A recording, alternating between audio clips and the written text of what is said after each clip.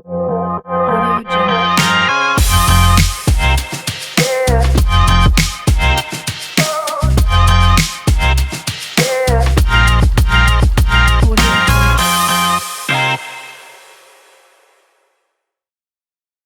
Assalamualaikum warahmatullahi wabarakatuh. Halo sahabat Asaba, apa kabar? Semoga selalu dalam keadaan sehat dan penuh berkah. Selamat datang di podcast kita. Hari ini kita akan ngobrol santai seputar proses debarkasi jemaah haji di Asrama Haji Balikpapan. Saat ini sudah hadir bersama kita sosok yang sangat berpengaruh dalam proses penyelenggaraan haji, Bapak Soeharto Baijuri, Kepala Seksi Penyelenggaraan Haji dan Umroh Kemenak Balikpapan. Yuk kita sapa narasumber kita. Assalamualaikum sahabat Asaba. Waalaikumsalam. Selamat siang Bapak. Terima kasih sudah hadir di podcast Asaba. Bagaimana Pak kabarnya hari ini? Baik, alhamdulillah. Sebelum masuk ke pembahasan inti, boleh Pak sedikit bercerita tentang profil, tugas pokok, dan fungsi dari Seksi Penyelenggaraan Haji dan Umroh Kemenak Balikpapan? Assalamualaikum warahmatullahi wabarakatuh. Kami dari Seksi Haji dan Umroh Kota Balikpapan, alhamdulillah di tahun ini kita bisa melayani haji Kota Balikpapan sebanyak 532 jemaah haji yang insya Allah semuanya sudah berada di Arab Saudi. Sekarang kita tinggal menunggu proses pemulangan. Insya Allah nanti dalam pemulangan ini akan kita lakukan dengan sebaik-baiknya sehingga jemaah haji tadi dapat terlayani dengan baik tiba di Indonesia kembali atau di tanah air. Kami akan persiapkan sebaik-baiknya dan kami menjadi pelayan tamu Allah sangat bangga sekali. Mudah-mudahan bisa berjalan semua nanti dengan baik. Baik, terima kasih Pak. Nah, saat ini kita sudah memasuki fase pemulangan jemaah haji fase 1 via Jeddah. Bisa dijelaskan secara umum seperti apa fase pemulangan fase 1 ini Pak? Untuk pemulangan jemaah haji di kloter 1 itu terbagi kan, jemaah haji ini untuk pemulangan terbagi dua. Yang satu yaitu di gelombang 1 dan ada gelombang 2. Ada yang pemulangan melalui Jeddah dan ada yang pemulangan melalui Madinah, seperti itu. Semuanya bisa berjalan dengan baik nantinya. Semua jemaah itu sudah masuk pesawat, langsung diterbangkan menuju Kota Balikpapan sebagai jemaah haji Kota Balikpapan yang pertama kali. Di dalam pesawat mungkin mereka dapat bimbingan dan sebagainya selama penerbangan, mungkin ada paspor yang perlu dikumpulkan dan sebagainya, sehingga memudahkan semua jemaah tadi bisa terlayani dengan baik di dalam pesawat.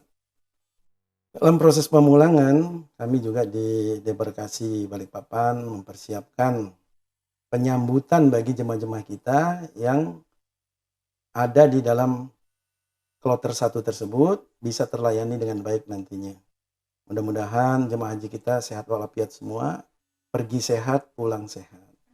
Perginya jemaah haji kita ini berjumlah 360 jemaah haji termasuk petugas kloter. Jadi mudah-mudahan semuanya bisa pulang ke tanah air dengan selamat dan sehat walafiat. Itu tujuan kami. Nanti disambut di Bandara Sepinggan Balikpapan, kemudian dibawa ke debarkasi Asrama Kota Balikpapan. Mudah-mudahan semuanya dalam keadaan baik dan sehat walafiat. Itu saja. Ya, terima kasih Pak. Nah Pak, tadi dijelaskan Pak untuk jemaah haji itu bisa dipulangkan via Jeddah, via Madinah juga. Nah, kenapa Pak untuk jemaah fase 1 ini dipulangkannya via Jeddah Pak? Untuk pemulangan jemaah haji, kenapa kok melalui Jeddah, tidak melalui Madinah? Begitu kan? Ini banyak sekali pertanyaan memang dari masyarakat.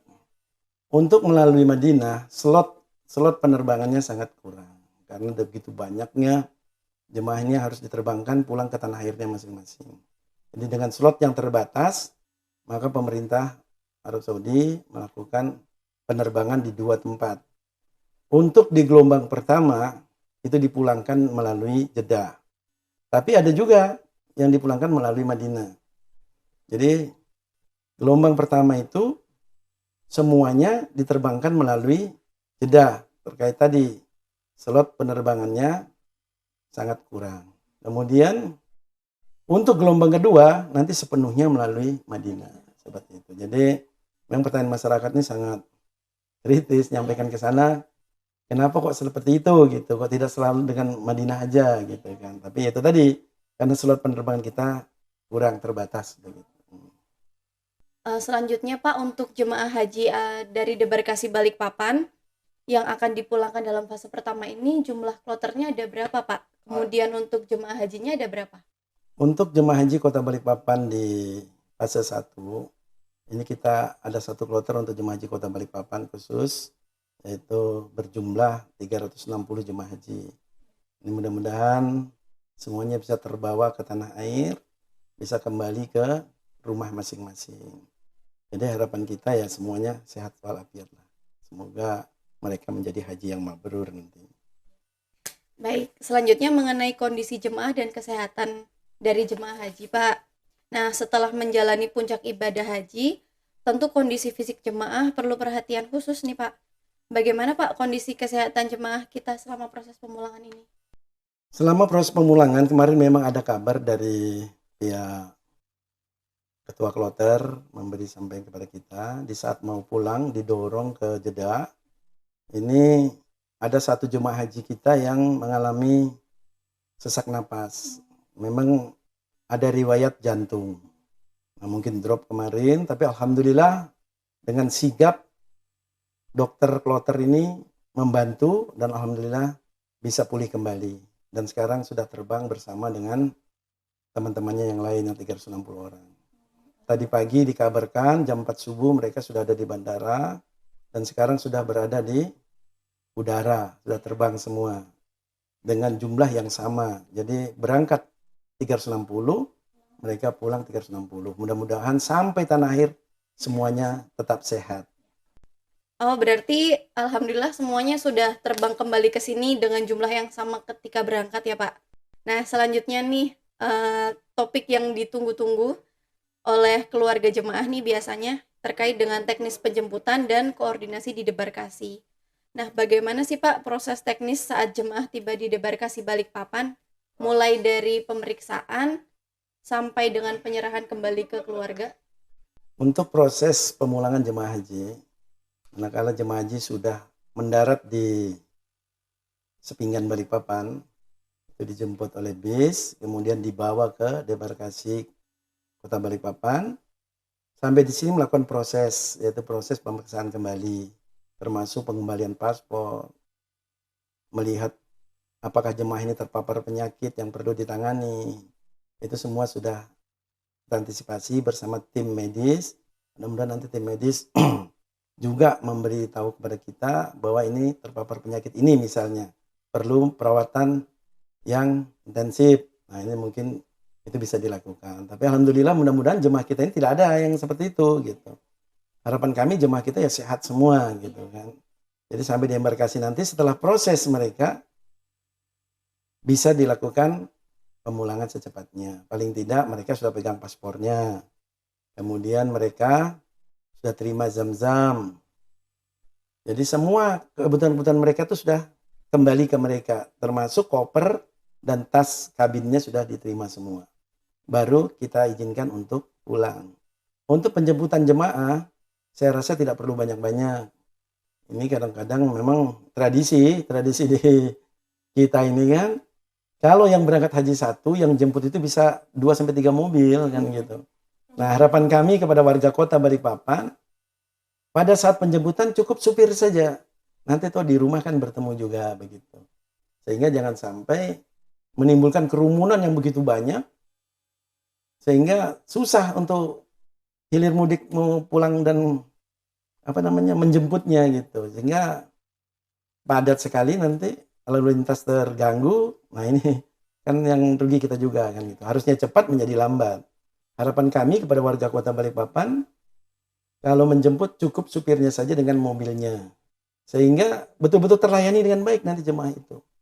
Harapan kita. Ya, kita juga sarankan kepada jemaah, setelah sampai di debarkasi, paling tidak kita siapkan dulu untuk mandi-mandi lah, bersih-bersih dulu badannya. Disiapkan kamar-kamar oleh Kepala UPT, alhamdulillah luar biasa di debarkasi Kota Balikpapan ini. Begitu luar biasa melayani jemaah kita ini tanpa mengenal lelah. Walaupun pagi, siang, dan malam. pakai mobil semua dikerahkan untuk memuliakan tamu-tamu Allah. Ini luar biasa. Ya mudah-mudahan nanti ke depannya terus kita tingkatkan sehingga haji itu mendapatkan kenyamanan yang luar biasa gitu di sini. Itu harapan kita. Nah makanya untuk para penjemput tidak perlu khawatir. Jemaah ini datang nanti langsung diberi makanan pembuka dan sebagainya. Alhamdulillah pemerintah Kota Balikpapan menyiapkan makanan khas yang ada di Kota Balikpapan, yaitu nasi kuning. Ini juga mudah-mudahan nanti untuk membawa dia semangat gitu. Setelah 42 hari berada di negara orang, tidak pernah makan nasi kuning, disambut dengan nasi kuning. Saya juga berterima kasih dengan pemerintah Kota Balikpapan yang luar biasa membantu proses berjalannya kegiatan haji ini sehingga bisa berjalan lancar dan jemaah kita bisa berangkat 360, pulang 360. Ini juga terima kasih pada pemerintah kota dan tak lupa kepada debarkasi Kota Balikpapan yang sangat luar biasa juga mempersiapkan untuk tamu-tamu Allah. Nah, untuk jemaah haji sendiri Pak, ada yang nginap atau langsung pulang Pak biasanya? Khusus jemaah haji Kota Balikpapan, itu memang kita kasih kesempatan. Kita kasih kamar kembali bagi yang ingin menginap. Tapi pada umumnya jemaah kita ini kalau sudah tiba di tanah air nggak mau lagi. Karena kepingin pulang ketemu keluarga tadi kan gitu. Karena sudah kangen, rindunya luar biasa ini 42 hari, rindu serindu-rindunya kan gitu. Ya mudah-mudahan kita tetap terus berbuat untuk mereka gitu. Disiapkan kamarnya, disuruh bersih-bersih dulu. Kalau mau tinggal silakan tidur semalam. Kalau tidak ya kami persilakan pulang. Tapi tetap kita tawarkan kepada jemaah supaya mereka tidak menimbulkan hal-hal yang tidak kita inginkan. Apalagi pulangnya malam hari, ya mudah-mudahan semua bisa terlayani. Jemaah nyaman, kita juga petugasnya nyaman seperti itu. Baik Pak, terima kasih Pak. Berarti untuk teknis penjemputan tadi sebaiknya hanya dijemput satu supir saja gitu ya Bapak? Ya, satu mobil saja gitu. Untuk menghindari kerumunan, Ya. untuk menjaga supaya tertib dan kondusif gitu ya Pak. Dan jangan khawatir untuk keluarga karena nanti jemaah haji akan disambut oleh kami untuk fasilitas dan lain sebagainya, sampai untuk makannya pun nanti akan disediakan ya Pak ya.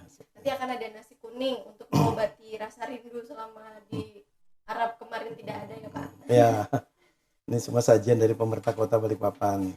Ya. Baik. Nah selanjutnya nih Pak, tentunya kita semua berharap supaya seluruh jemaah ini menjadi haji yang mabrur. Barangkali ada pesan khusus Pak untuk seluruh jemaah dan keluarga di Balikpapan?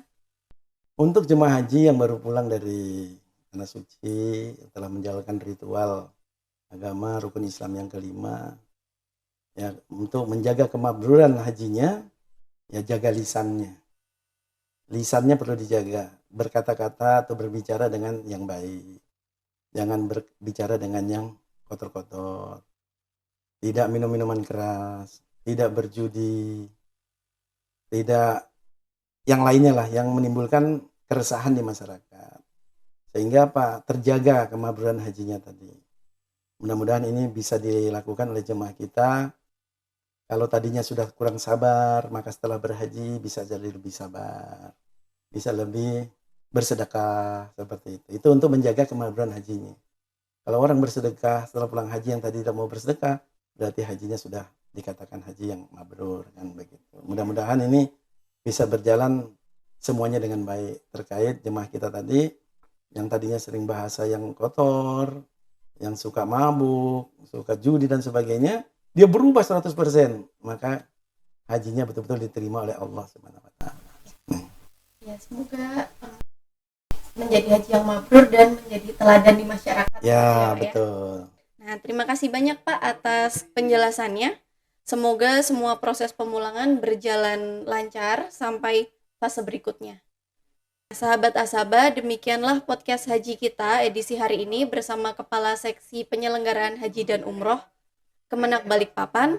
Yuk sama-sama kita doakan semoga seluruh jemaah haji pulang dalam kondisi yang sehat dan kembali ke keluarga dalam keadaan yang baik serta menjadi haji yang mabrur. Dan semoga informasi ini bermanfaat. Terima kasih sudah bersama kami. Sampai bertemu di episode selanjutnya. Wassalamualaikum warahmatullahi wabarakatuh.